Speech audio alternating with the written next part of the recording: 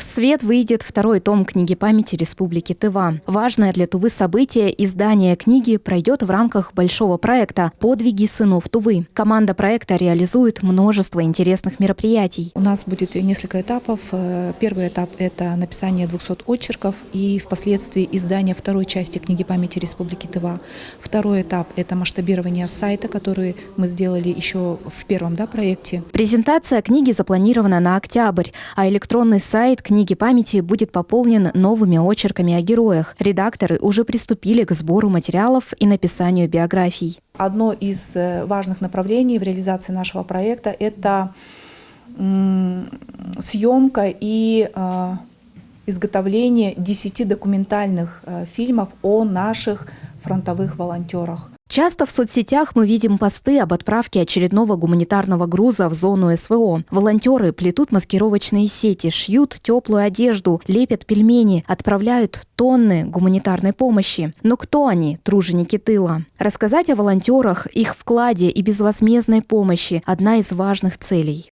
Мы отобрали уже 10 человек, предоставили руководителю проекта. Мы думаем, что получится очень хорошая такая серия документальных таких фильмов, репортажей, потому что действительно мы считаем, что наши волонтеры – это герои тыла. В рамках проекта также пройдет первый республиканский фестиваль театра о героях. Любой творческий коллектив может написать и поставить пьесу о подвиге героя СВО. Главное условие – постановка должна отражать реальную историю подвига конкретного воина Тувы, участника спецоперации. После отбора отобранных пьес будет проводиться в районах, в райцентрах, откуда заявки поступили, показы постановок, которые уже поставлены. Третий этап уже приезд в город Кызыл, видеосъемка отобранных спектаклей, всех 10 спектаклей.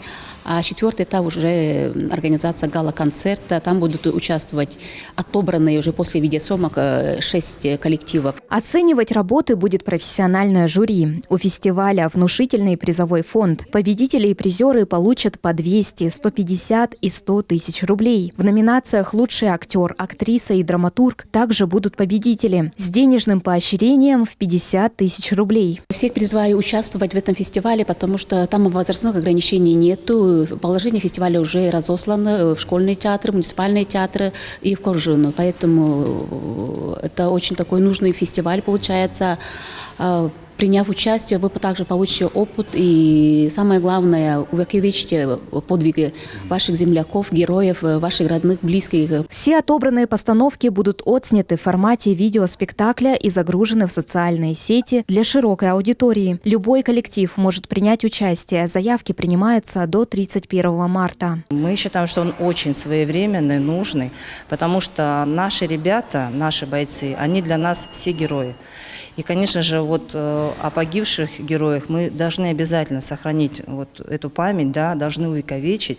Поэтому создание этих сборников, книг, это и в электронном виде, и в бумажном, мы считаем, что это очень важное, нужное дело. Память о героях должна жить. Воспоминания, очерки, фильмы, вся информация от первоисточников в дальнейшем будет играть большую роль, как наше историческое наследие. Мария Стручкова, РТН Андар, Культыгина Шина, 108 канал.